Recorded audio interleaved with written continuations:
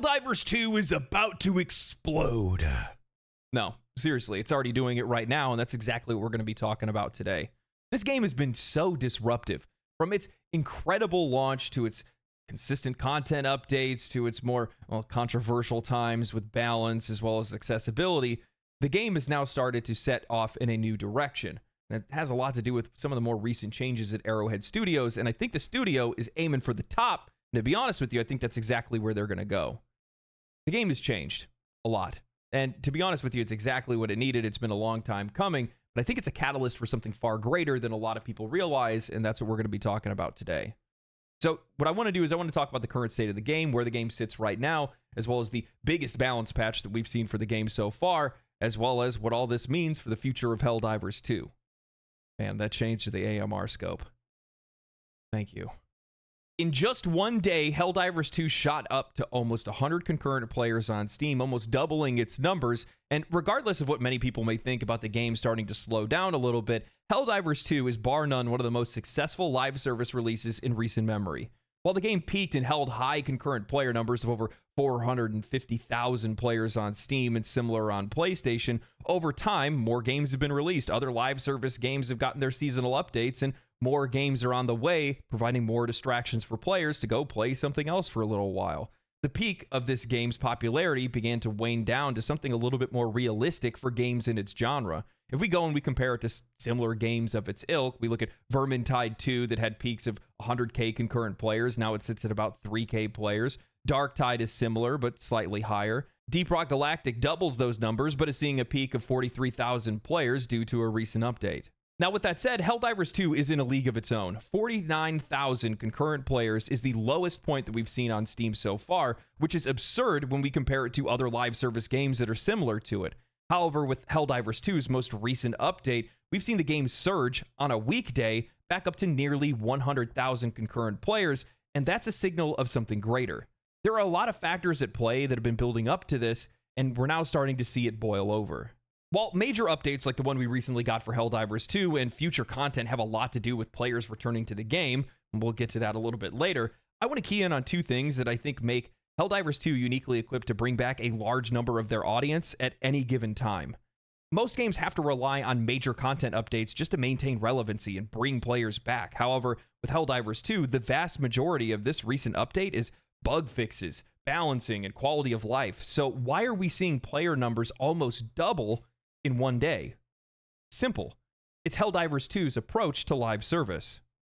If I don't play the game for a month, hell, even a year, there is nothing stopping me from just jumping in and enjoying all the content that the game has to offer. All prior battle passes are available. I can pick up whatever I want to progress, and meanwhile, the biggest part of our loadout and progression in stratagems isn't restricted behind any kind of paywall. Helldivers 2 is one of, if not the most lowest commitment, high reward live service games that are on the market, or maybe even ever made. You bought the game, you just have fun playing it. That's it. There's no, oh, I didn't play last season, so I don't have these weapons and I'm now useless in combat. The only FOMO in Helldivers 2 is its narrative and taking part in the biggest moments of the game and the biggest moments of the Galactic War. Hell, even if you don't even log in, all of your past rewards for major order victories that have been around since you haven't played, you still get. So even while you're not even playing the game, you're still progressing it. It's amazing. As a player and as a creator, I can't tell you how much I appreciate and how much value I see in a game that is truly drop in, drop out, and low commitment. I'm rewarded. I was rewarded for not playing the game for a few weeks. I took about a month off to play some other games and things like that. We all do that. We all have other games that we like to play. And I was rewarded when I came back to the game for taking that break because I still got to pick up on major orders that had already passed. That feels great. That means I immediately get to hop in, buy some things off of my war bond, and then go right back to playing the game. And I am just so sick and tired of all of these game studios that are out there that are manipulating their content cadence as well as just the gameplay itself to try to make sure that we are locked into their game, that we are always spending, and even more so that if we're not playing, well, then we feel bad about it because that means that we're not progressing towards things and we're not able to engage with the content that we want to engage with if we take too long away. They want us to make it feel like we don't have the time to play anything else. And I hate it. I hate it so much. And I think that's one of the best parts about Helldivers 2 is they remove all of that friction. There is no negative side to you not playing the game outside of missing major moments in the narrative, and that's something that we're going to talk about as well. But with that said, man, it just feels so good. It's so damn refreshing. It's something I couldn't get a perspective on until I actually stopped playing the game for a little while. And man, it's great. But how many times have you guys put off not going back to playing a game specifically because of the fact that you knew how much shit you were going to have to shovel through just to be able to get towards the content that you wanted to engage with? Now, with that said, that doesn't mean that I haven't been hit with my fair share of FOMO while I've been playing other games or visiting family, but that FOMO is being generated in a way that many other games need to strive for, and it's just wanting to be involved with the community and what's been happening with the game narratively. I tried to take some time out to hop into the game when Helldiver forces were planning to eradicate a termited super colony with an experimental alien weapon, and you can imagine just how much I was kicking myself when I wasn't there when we destroyed that planet, leaving a massive black hole, which some claim isn't actually a black hole, but maybe we'll find more out about that later. Being drawn back into Helldivers 2 through its narrative rather than through artificial means like many other live service games like to employ feels far more rewarding and natural. The game's storylines are crafted in a way that genuinely make you feel like you have some impact, making you feel like you're part of a larger, evolving universe. Helldivers 2 puts you in with its lore and makes every single event and every single mission feel like it has significant consequences for the world around you. You want to get involved. You want to work with the community. You want to shape the destiny of the game and steer it in the direction that you want to go in. But it's not all of these flashy moments that draw players back in. Arrowhead's creativity really shines when they can create some of the most off-the-wall scenarios to inspire the community and drive overall engagement and players coming back to the game. The current major order is to either save a facility for making anti-tank mines or to save a children's hospital. Players are returning to Helldivers 2 to save the kids. It's moments like these that make you want to come back to the game. It's moments like these that you want to be a part of the community, but players also want to keep playing the game because they genuinely don't know what the consequences of their actions are going to be or what the game is going to throw at them next. In contrast, many other live service games that are out there are using these tactics of manipulation, login bonuses, repetitive grinds, and limited time events that pressure players into constantly engaging the game out of FOMO because of things that we earn inside of the game rather than just the experience of playing it. These mechanics make the game feel more of a chore than anything else.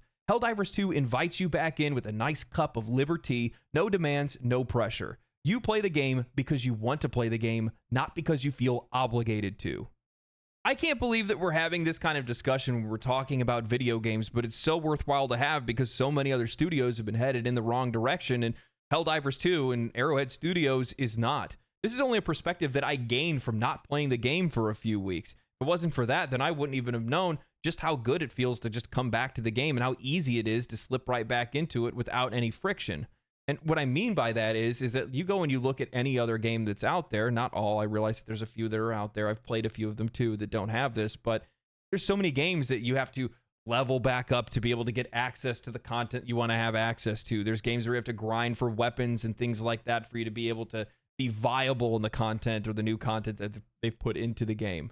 There's all kinds of different barriers to access that are put in place to keep you playing the game longer, and they're doing it in an artificial way, and it doesn't feel good. But with Helldivers 2, it's literally as simple as, oh, hey, there's something cool that's going on with the game. I want to be a part of that. I'm just going to hop in and play it. That's it. There's nothing else. There's no strings attached or anything like that. You just play the damn game, and that's it. And it shows the flexibility of their narrative and how powerful that can be as a tool for them to bring players back into the game. But even more so, it's just such a stark contrast from the vast majority of games that have been coming out lately, and I love it so damn much, and I want to show some appreciation for it, and that's exactly what I'm doing right now. But that's not the only reason why players are coming back to Helldivers 2 right now. What really has players coming back in big numbers is the fact that Helldivers 2 has been hit with the biggest update and the biggest balance patch it's ever seen, and the best part is that this is the first time that we are seeing a balance patch that has a clear direction and feels like it has purpose. Players have been lamenting over the game's previous balance changes and updates because they almost always felt like they were targeting the players and not the game. What I mean by that is that whatever the best ways we found to deal with enemies, whether that was weapons or stratagems, Arrowhead kept taking them away and often wouldn't give us any other options.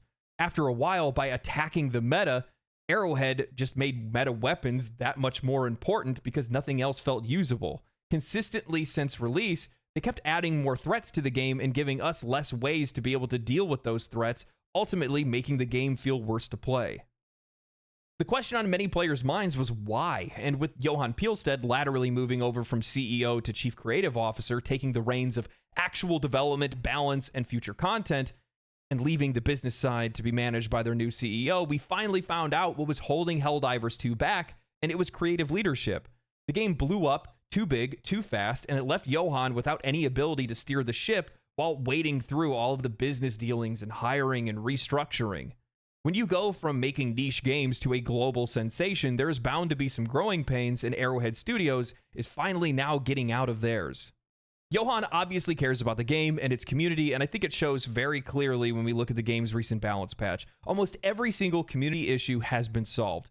For quality of life, the oddly designed reticles for scopes like the AMR have been simplified, clean and easy to see out of. The restriction on some planets where you could only carry 3 stratagems has been removed entirely. Fire tornadoes no longer follow players and move randomly. Tremors now stun enemies and won't always happen right on top of you. Enemy armor is now more consistent. Evac missions have been removed from the game to be reworked, and now the game displays shipment lanes so that players can actually see, what planets we may lose access to if we fail a defense mission. Tons of common issues that players have complained about ever since the game has been released have either been improved greatly or removed entirely, and it makes the game feel so much better to play. And the improvements don't stop there. Arrowhead has started to buff and improve stratagems, not to curb or deny players that want to use them, but instead to support the way that players want to play the game. As an example, the orbital precision strike was intended to be used for stationary targets. However, skilled players have been using it to be able to take out moving targets by predicting their movements and compensating. However, Arrowhead Studios saw the data, saw how players were using it, and instead of doubling down on their original vision, they lowered the cooldown and the call-in timer so that players could use it the way they wanted to. The same could be said for a slew of other weapons and stratagems that they've changed in this patch. Arrowhead isn't just listening to their audience, they are implementing their feedback and building the game around the way that players want to play the game. While I think it's important to stay true to whatever your creative vision is, you have to remember that players want to have fun. And the best way for you to be able to support that is by making the game that they want to play and supporting how they want to play that game. I think this is a massive shift in perspective for Arrowhead Studios, because when players are doing something that you don't want them to do, it's likely because there's an underlying issue that the players are trying to solve themselves, because either the developer doesn't see it as an issue or the developers are ignoring it entirely. I think a really good example of this is a game like Warframe. Back in the day, players used to use some movement tech to be able to helicopter their way quickly through maps as fast as they possibly could, and it was the fastest way to be able to get through maps. The game was relatively slow at the time. Instead of removing this glitch or bug or whatever players were taking advantage of, this exploit, instead, Digital Extremes just revamped their entire movement system to make players have the ability to get through maps quickly, and it changed the way the game is played entirely. It changed the face of the game, to be honest with you. It doesn't look anything like it used to from a decade ago. And more developers need to do things like that. And I think that's the direction that Arrowhead Studios is starting to realize that they need to look in as well, is that you need to be working with the players, not against the players. If there's something that's going on and you're seeing that it's not going congruent with your creative vision for what the game is supposed to be played like, well, then realize why the players are doing it, and maybe it might just be that your creative vision doesn't line up with how players actually want to play the game or what players actually enjoy. It's up to you to make the decision on whether or not you want to stay stalwart in that creative vision, or if you want to make a game that players actually want to play.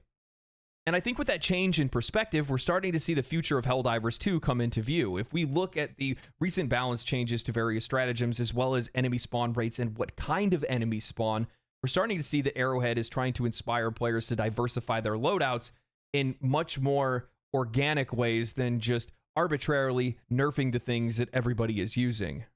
Reading directly from the patch notes, armored enemy balance. We have toned down the amount of heavily armored enemies like Bile Titans and Chargers on higher difficulties and instead spawn more hordes of smaller enemies. The difference should be quite noticeable, and the amount should be at least 30% less than before or after bug breaches. We've also toned down slightly how many Hulks spawn for the automatons. Our intent is to ease up on the demand of anti-tank weapons, and by having more of the other enemies, give better incentive for the group to bring stratagems and weapons that take care of hordes.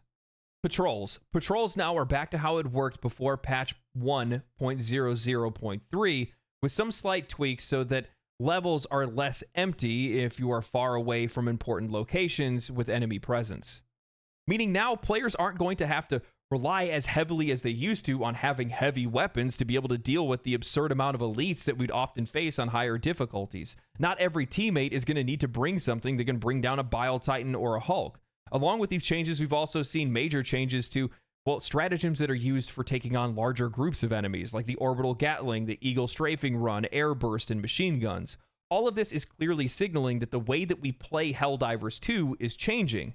On higher difficulties, you're going to want to have somebody that's there to deal with flying enemies, somebody that can take on heavily armored targets, and those that are equipped with taking out hordes of enemies. Changes like this not only diversify the way that we play the game, they diversify our loadouts, but it's doing it in a way that makes the game more unpredictable and challenging. It's something that's going to bring players together rather than drive them apart.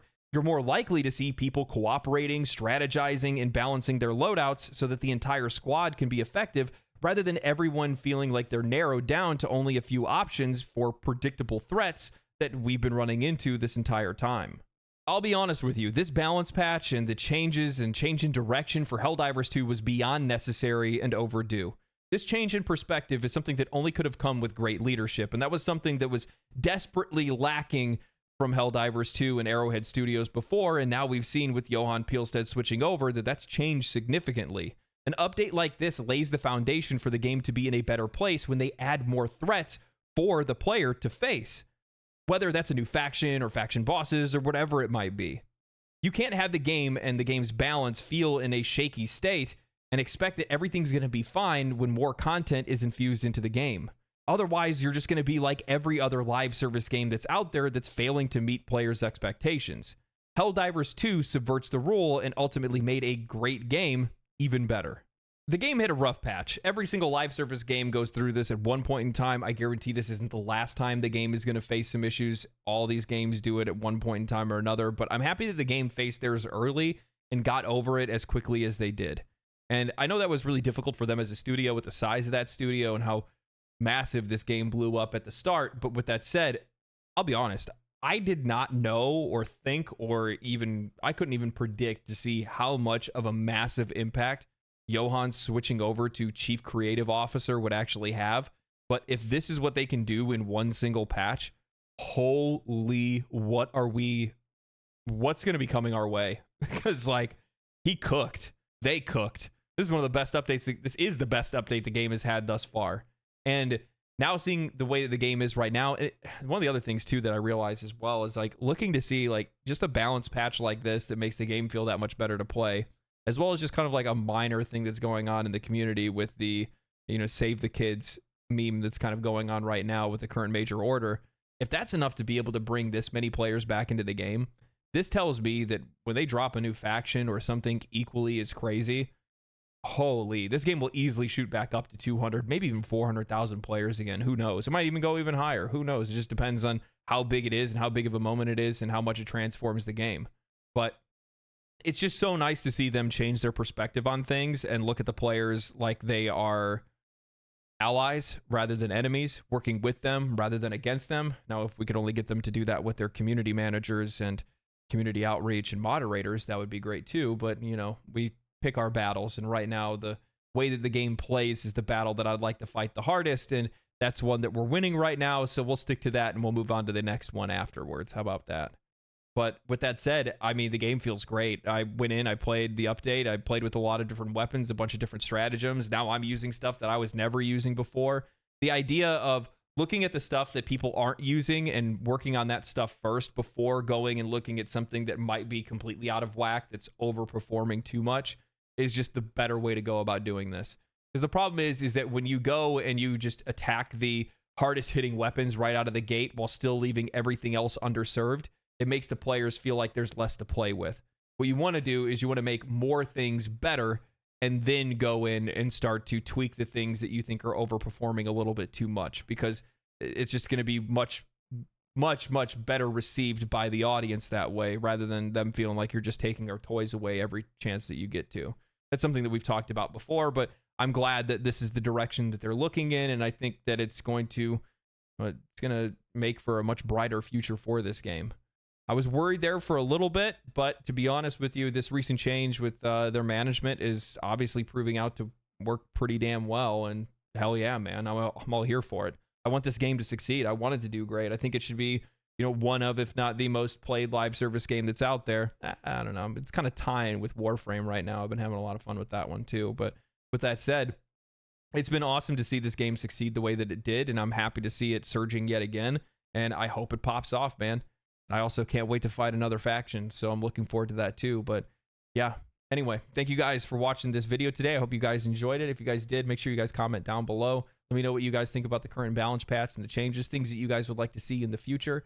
That's about it, man. I'm going to play Helldivers this weekend live. Actually, probably when this video goes live, I'll be playing Helldivers too. So I'll drop a link down below. You guys can follow me over on Twitch and catch me there. Outside of that, my friends, stay cool, stay righteous, stay safe, and I will see you on Super Earth. Peace. Family, family, family, family.